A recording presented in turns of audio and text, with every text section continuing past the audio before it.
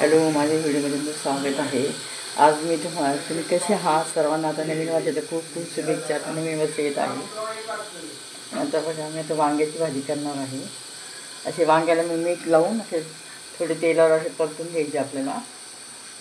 असे 5-10 मिनटं परतलं का म्हणजे मऊ होतात. वेगवेगळ्या पद्धतीने आपण असं वांग्याची भाजी करणार आहोत. दाखवते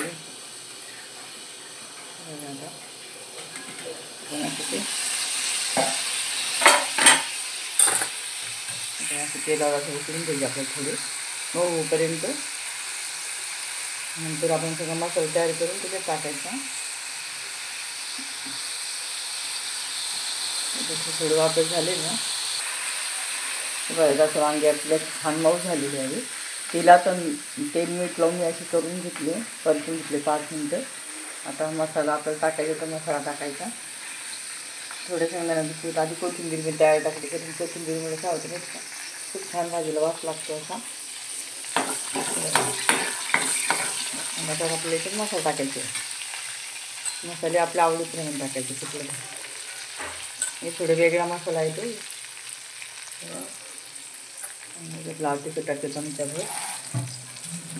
थोडंसं तिखट टाकते. आदा लसूण मसाला या टाकते. मिठाची टाकलेलं आहे त्याच्यामध्ये. आता हा परतून घ्यायचा आपल्याला छान असा तेलावर. यातच मी दाण्याचं कूट पण टाकते, शेंगदाण्याचं कूट टाकते. छान असं परतून तर मसाला खोबरं वगैरे सगळं असतं. कधी असं साधं करून टाकायचं. आणि आधी पाणी गरम करून ठेवलं वांग्याला. कधी अशा पद्धतीने वांगे केल्यानं खूप छान लागतं, टेस्टी लागतं. तर आता वांग्याचं सीझन असल्यामुळे वांगे सगळ्या प्रकारचे करून बघतो आपण. खारं मिठातलं वांगं, दह्यातलं वांगं, सगळ्या अशा प्रकारचे वांग्याचे पण खूप प्रकार आहे. दही घालून केलं ते पण खूप छान लागतं चवीला.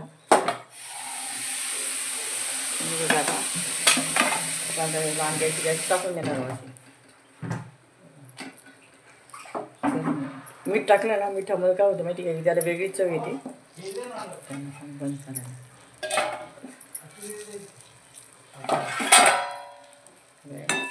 असं छानपैकी करून घेईल आपल्याला. किती सुंदर केलं. आपल्याला जेवढे लागेल तेवढे पाणी टाकायचं. आपण कोरडं पण करू शकतो. थोडं आपल्याला रस्ता पाहिजे असं रस्ताही करू शकतो. मी थोडं गरम पाणी केलं होतं. जास्त पाणी घालत नाही. हे छान आपलं शिजू द्यायचं आहे वांगे आता छान.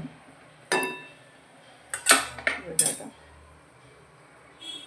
नंतर आपण वरून कोथिंबीर घालणार आहोत त्याला. आता मस्तपैकी आपला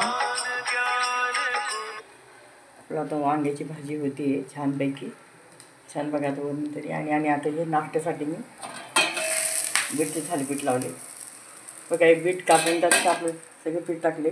ज्वारीचं, बेसन पीठ, गव्हाचं पीठ टाकून मस्त मिक्स केलं. कारण आता हिवाळ्यामध्ये भरभरून असं आपल्याला हिरवं सगळे पदार्थ ताजे छान मिळतात, फळं वगैरे. त्यापेक्षा आपण याचा फायदा नक्कीच घेतला पाहिजे. पालेभाज्या हे खूप छान मिळतात. बघा, आता आपलं वांगे तयार झालेलं आहे. मस्त वांग्याची भाजी झालेली आहे. माझ्या पद्धतीने तर करून बघा. असे आवडल्यास माझ्या व्हिडिओ लाईक सबस्क्राईब जरूर करा. हे आपलं वांग्याची भाजी. हां, बीटचा पराठा.